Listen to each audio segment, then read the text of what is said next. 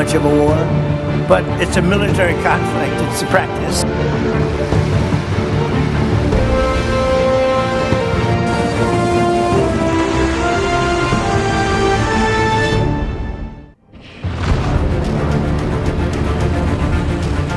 Presiden Amerika Serikat Donald Trump kembali melontarkan pernyataan kontroversial terkait perang dengan Iran. Trump menyebut konflik yang melibatkan Iran saat ini bukan perang besar, melainkan hanya sebuah latihan yang menurutnya akan segera berakhir. Menurut Trump, penyelesaian bisa dicapai melalui kesepakatan diplomatik maupun langkah yang lebih keras. And this is during a military conflict. I call it that because it's really not that much of a war. But it's a military conflict. It's a practice. And Ken, we'll go pretty quickly because I have to get back to fighting a war in Iran. Militer Iran menanggapi pernyataan Trump itu dengan merilis video peluncuran rudal yang menampilkan stiker kartun bergambar Perdana Menteri Israel Benjamin Netanyahu. Aksi penempelan stiker tersebut sebagai bagian dari perang urat saraf dan pesan ancaman langsung dari Iran kepada Israel dan Amerika Serikat. Iran juga menegaskan kesepakatan damai akan tercapai jika semua kepentingan Iran masuk di dalamnya, termasuk hak Iran di Selat Hormuz. عبور در واقع ایمن کشتی‌ها مطرح است. عبور ایمن چند تفسیر دارد و تعریف دارد. یکی اینکه بالاخره کشتی‌ها بتونن سهل و روان در واقع از اونجا عبور بکنن از تنگه هرمز، کشتی‌های تجاری. دوم اینکه دولت‌های ساحلی مسئولیت در این زمینه، جمهوری اسلامی ایران مسئولیت عبور ایمن و امن کشتی‌ها رو هم بر عهده داره و حتی عمان به عنوان کشور ساحلی داره. Amerika Serikat dan Israel melakukan operasi militer gabungan terhadap Iran pada 28 Februari lalu. Teheran menanggapinya dengan melancarkan serangan rudal yang menargetkan Israel dan beberapa negara di kawasan tersebut.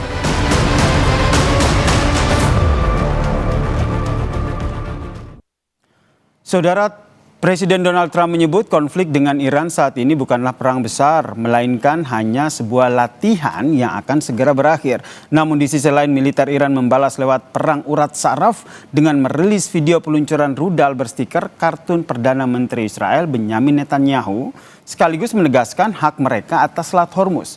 Untuk membedah arah konflik dan diplomasi ini, kita bahas bersama dengan pakar geopolitik dan keamanan nasional, Wibawanto Nugroho Widodo, dan juga dosen International Institute for Islamic Studies, Kasem Muhammadi, yang telah bergabung bersama kami di Kompas Petang. Selamat petang semuanya, Mas Widodo, Mas Kasem. Saya ke Mas Wibawa dulu. Saya ingat betul waktu itu Anda pernah menyampaikan, berbicara soal karakter Trump, Anda bilang bahwa karakter Trump ini memang sulit untuk diprediksi, apalagi omongannya. Nah, sekarang terbaru Trump menyampaikan sebuah statement lagi yang bilang bahwa sebenarnya perang dengan Iran ini hanyalah latihan militer. Apa yang Anda baca dari pernyataan ini?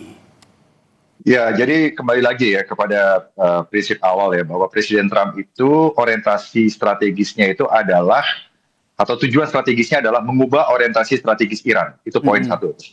Nah, beliau tidak akan berhenti sampai yang namanya orientasi geopolitik Iran itu berubah, ya. Dan cara yang digunakan adalah cara yang coercive, ya, menggunakan diplomasi dengan instrumen militer ditaruh di depan. Nah, kalau kemarin itu, ya, caranya itu dengan deterrence, artinya mencegah Iran untuk berbuat sesuatu, ya, yang tidak diharapkan oleh Amerika.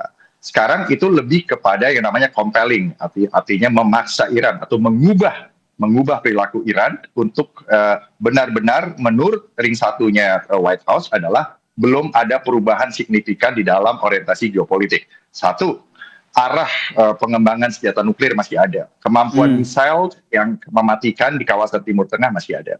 Dan ancaman eksistensial kepada Israel juga masih ada.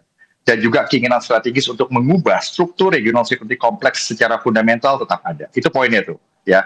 Jadi ini masalahnya bukan apakah Trump itu akan berperang apa tidak. Masalahnya adalah kapan Trump menggunakan ancaman militer untuk selalu membuka ruang diplomasi setelah itu. Nah, karena Trump percaya bahwa dengan ancaman militer diikuti dengan diplomasi, ancaman militer diikuti dengan diplomasi sampai 2028 masa presiden berakhir, itu bisa mengubah orientasi geopolitik Iran khususnya dari Garda Republik, Garda Revolusi Iran. Oke, saya ke Mas Kasem. Ya. Tahan di situ dulu, mohon maaf saya potong Mas Ibaw. Saya ingin minta respon dari Mas Kasem sendiri yang sebagai warga Iran juga melihat ini, kalau kata Mas Ibaw ini merupakan salah satu strategi Amerika Serikat untuk mengubah geopolitik Iran. Dari Irannya sendiri menurut Anda responnya seperti apa?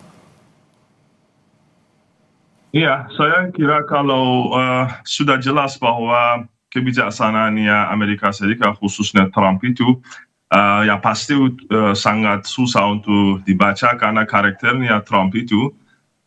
Tapi menurut saya dia sekarang berusaha untuk mempertahankan tekanannya atas Iran khususnya dari sisi ekonomi. Oleh karena itu, karena dia tahu bahwa kalau dia mau memulai satu lagi perang atau serangan terhadap Iran itu tidak akan memanfaatkan Amerika Serikat karena Iran sudah umumkan bahwa kalau balasan dari Iran itu kalau ada serangan di bawah abang perang, pasti balasan yang akan dilancarkan Iran pasti adalah balasan yang luar biasa dan kuat sekali. Oleh karena itu dia biasanya kalau ngomongnya ataupun tindakannya dia berusaha untuk menekankan Iran khususnya dari sisi ekonomi. Oleh karena itu kalau dari tindakannya pasti mereka akan lanjutkan blokade yang sekarang diletakkan, blokade yang dianggap, kita harus ketahui bahwa itu dianggap berdasarkan hukum internasional dianggap sebagai satu aksi war ya. Tapi ya, dia akan pasti lanjutkan itu, dan juga dari sisi pembicaraan dan yakni omongan politiknya dia juga akan lanjutkan tekanan strategisnya dan politiknya atas Iran sehingga bisa Iran itu menyerah. Karena sekarang dia dalam tanda kutip kalau ekonominya itu atau fury-nya dia mau lanjutkan itu sehingga tekanan itu menyerah atau membuat Iran menyerah. Ya, oleh karena itu saya sekali lagi kalau saya kira itu pasti dia tidak mau memulai lagi perang yang skala besar, tapi ya mungkin ada serangan macam yang kita bisa melihat beberapa hari yang lalu itu dilancarkan kepada Iran, dan Iran juga dengan keras balas itu. Oke, kalau seperti tadi disampaikan Mas Ibaw, ini merupakan salah satu strategi dari Donald Trump. Sebenarnya yang disasar oleh Donald Trump sendiri itu adalah melunaknya poin-poin yang ada di poin perundingan bersama dengan Iran, atau memang ada hal lain yang diinginkan oleh Donald Trump, exit strategisnya? Jadi gini Mas, ada 3 skenario yang diharapkan ya. Okay. Yang pertama itu ini Donald Trump ya, skenario dari Donald Trump ya? Iya. Oke. Ya, skenario yang chance-nya itu tidak lebih dari 25%. Yaitu Iran mendapatkan apa yang Iran mau, pelonggaran sanksi, ya, step by step. Sementara Amerika mendapatkan apa yang Amerika mau, jaminan perubahan secara gradual orientasi geopolitik Iran. Dan setelah itu kondisi di kawasan itu menjadi semakin stabil. Nah itu sangat ideal ya, tetapi chance-nya itu hanya 20%. Chance yang paling besar itu 55% ya saya assess ya. Lebih dari 50%. Itu akan tetap seperti ini kondisinya, tidak ada perdamaian dan tidak ada perubahan fundamental. Sehingga yang bermain itu adalah special operation and low intensity conflict yang dipadu dengan diplomasi yang challenging. Jadi yang dilakukan itu adalah perang-perang yang namanya itu C6ISR ya. C6ISR itu apa? Yaitu di situ adalah command, control, computer, communication, cyber, dan combat system ditambah intelligence, surveillance, dan reconnaissance. Artinya perang-perang ini itu tidak masuk dalam high intensity conflict, tapi special operation and low intensity conflict, sehingga secara politik Amerika itu di Washington itu juga tidak yang namanya menabrak war power resolutions, tidak menabrak authorized use of the armed forces, ya. Sehingga ini menjadi titik negosiasi dari apa? Ini penting kita analisa, Mas. Yaitu dari opposing force terhadap pendekatan Trump. Karena di Washington itu sendiri ada kelompok realis yang menekankan jangan terlalu larut di dalam masalah Iran. Karena satu misal yang hilang ditembakkan ke Iran, itu hilang untuk ditembakkan ke skenario kontingensi jika terjadi perang dengan China di Indo-Pasifik. Jadi lebih baik fokus ke Indo-Pasifik. Itu poinnya kan? Okay. Nah, jadi itu kaum realis. Dari NATO, ya dari NATO itu juga ada perpecahan. Artinya perpecahan begini, perbedaan. Ada yang mendukung itu adalah Inggris, Polandia, dan negara-negara Baltik yang dekat dengan Rusia. Yang sikapnya hati-hati seperti Jerman, Italia, Belanda, dan yang lainnya adalah relatif menentang, ya karena ini bisa menimbulkan masalah energi, masalah refugee, ya, dan juga akses-akses lainnya yang tidak diharapkan. Ya, poinnya itu. Nah, sementara kalau dari Cina itu juga tidak mau Timur Tengah itu berdarah-darah, gitu poinnya, ya. Dan China itu tahu bahwa konflik dengan Amerika dan Israel juga costly buat mereka yang sedang mengejar pertumbuhan ekonomi dan menjaga stabilitas di Timur Tengah. Tetapi mereka juga tidak mau Iran itu nyerah begitu saja. Sementara Rusia mau supaya dominasi Amerika itu tertahan dengan dengan Iran yang tidak menyerah. Tetapi Rusia juga tidak bisa terlalu jauh masuk karena mereka juga tidak boleh melepaskan perang yang sekarang ada di Ukraina gitu dari perspektif Rusia, ya, dan mereka juga tidak mau konflik terbuka dengan Amerika. Itu dulu dari saya itu. Jadi opposing force ini yang membalance Trump itu membuat Trump akhirnya masuk ke dalam korsif diplomasi yang menggunakan militer dengan pendekatan special operation dan logistik konflik yang akan berkelanjutan untuk merubah orientasi geopolitik Iran. Itu dulu tuh, Mas. Nah, ini yang juga itu merupakan beberapa strategi dari Amerika Serikat, terutama Donald Trump, dan tentu saja yang kita ingin lihat juga sebenarnya perspektif dari ataupun analisa dari strateginya Iran ini seperti apa. Ini yang saya tanyakan ke Mas Kasem, karena kalau kita lihat Iran sendiri selalu merilis video-video yang terbaru stiker dengan kartun Benyamin Netanyahu. Pertanyaannya adalah, ini nih psikologis perang seperti apa ataupun bentuk perang urat saraf seperti apa yang ingin ditunjukkan oleh militer Iran, Mas Kasem? Tapi jangan dijawab dulu, kita lanjutkan perbincangan kita. Tetaplah bersama kami di Kompas Petang.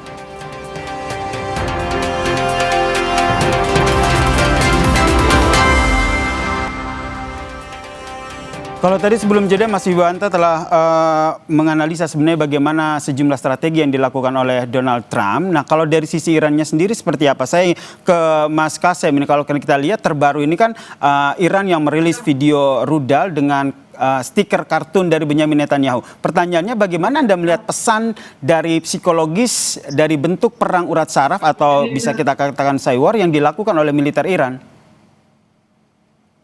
Saya kira kalau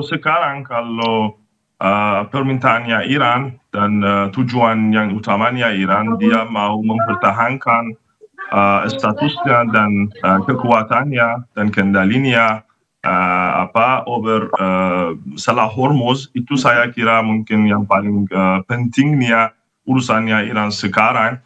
Dan dengan tujuan ini pasti ada banyak hal yang harus dilakukan. Satunya dari sisi militer, Iran harus juga mempertahankan kekuatan militernya dan memperlihatkan kepada pihak agresor itu bahwa Iran itu sangat sekarang siap untuk melanjutkan perjuangannya terhadap agresor itu. Itu dari satu sisi.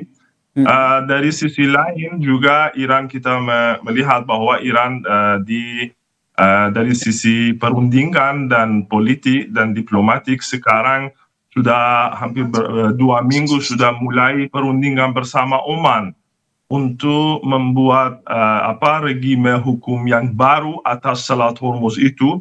Oleh karena itu saya kira kalau urusan utamanya Iran sekarang, Iran pasti siap untuk kalau ada serangan lagi ataupun kalau perang itu dimulai lagi, pasti Iran siap. Tapi kalau berdasarkan perkembangan yang bisa kita lihat di Teluk Persia dan dari pihak yang lain, nampaknya itu sangat kemungkinannya sangat kurang kalau perang atas ambang perang itu dimulai. Oleh karena itu saya kira kedua-dua pihak sekarang yang mereka utamakan adalah masalah Selat Hormuz. Yani Iran mau mempertahankan posisinya di Selat Hormuz, dan Amerika Serikat dari sisi lain dia mau mengurangi kendalinya Iran itu atas Selat Hormuz.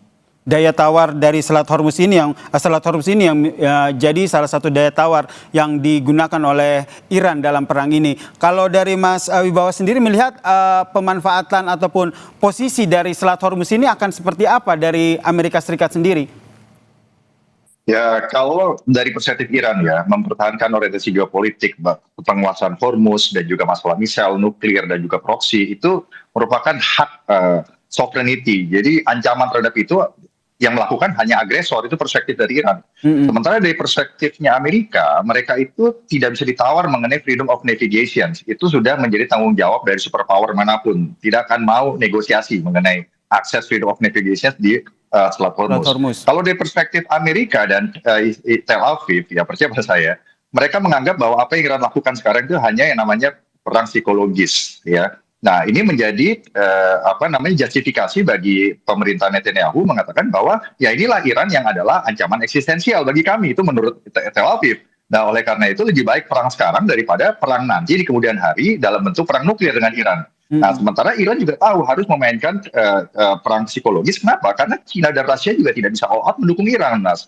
Nah, China itu diuntungkan dengan Amerika terlalu larut di dalam Middle East. Jika tekanan kepada China di Indo-Pasifik kan berkurang, pasti kan begitu, ya, relatif berkurang. Sementara Rusia juga diuntungkan dengan harga minyak yang meningkat. Tetapi bagi Rusia dan bagi China itu juga ada cost-nya. Sehingga China dan Rusia juga tidak bisa all out begitu saja mendukung perang ini terus berlangsung. Walaupun tetap ada skenario ketiga tadi yang diperhitungkan oleh Pentagon, oleh White House, yaitu ini akan menjadi eskalatif perang regional. Sehingga Anda membacanya Cina, Tiongkok dan juga Rusia ini akan turun tangan secara terbuka, karena selama ini kan kita lihat mereka belum pernah turun tangan secara terbuka dalam perang ini.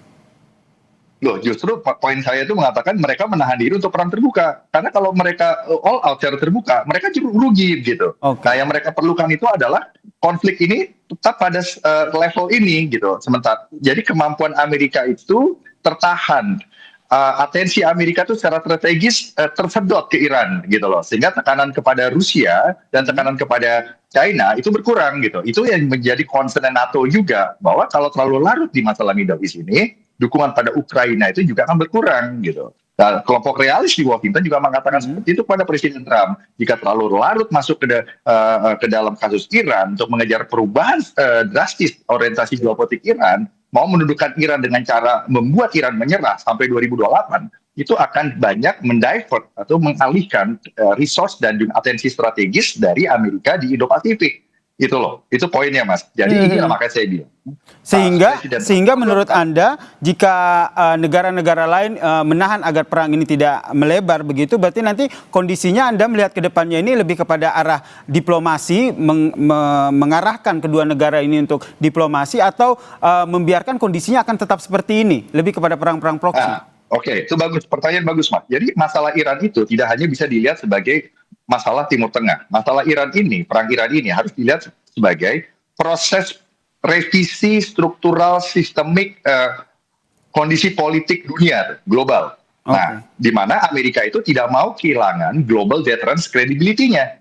Ya, sementara Israel memastikan ancaman eksistensial itu tidak ada. Sementara China dan Rusia itu menghitung bahwa apa yang terjadi di Iran dan Timur Tengah ini bagaimana berpengaruh terhadap perubahan struktur geopolitik dunia secara global, secara sistemik, ya, tanpa menimbulkan kerugian di dalam negara mereka sendiri, yaitu China dan Rusia. Nah, sementara Iran bermain di antara itu, bagaimana mereka mempertahankan kehormatannya. Mereka adalah bangsa yang tidak mau menyerah begitu saja, ya.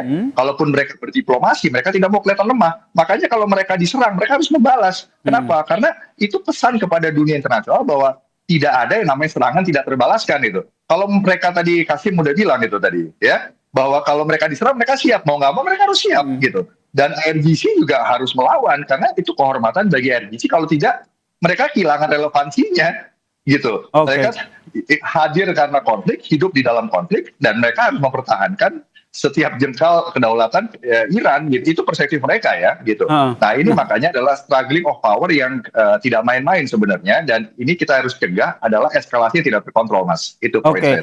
Nah, sehingga kalau saya ke Mas Kasem, jadi menurut Anda yang langkah strategis yang diambil oleh militer Iran ataupun Iran secara keseluruhan saat ini akan seperti apa?